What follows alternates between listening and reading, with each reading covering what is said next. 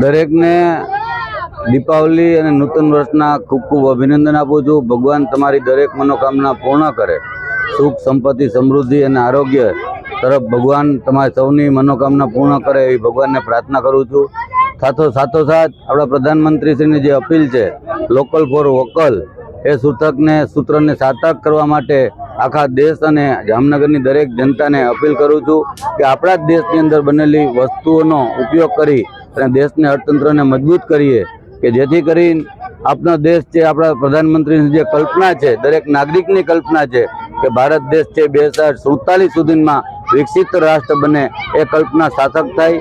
તેની સાથોસાથ ભારતીય જનતા પાર્ટીની જે નેમ છે કે છેવાડાના માનવી સુધી વિકાસ પહોંચાડવો, અંત્યોદય, એ ભારતીય જનતા પાર્ટીના દરેક કાર્યકરના જે નેમ છે એ નેમને આગળ વધારવા માટે આજે દર વર્ષની જેમ દીપાવલીના દિવસે આજે ગરીબ અને નાના માણસો જે મારી વિધાનસભામાં રહેતા હોય એની સાથે ફટાકડા ફોડી, મીઠાઈ આપી અને ફટાકડા આપી અને દિવાળીની ઉજવણી રહ્યો છું।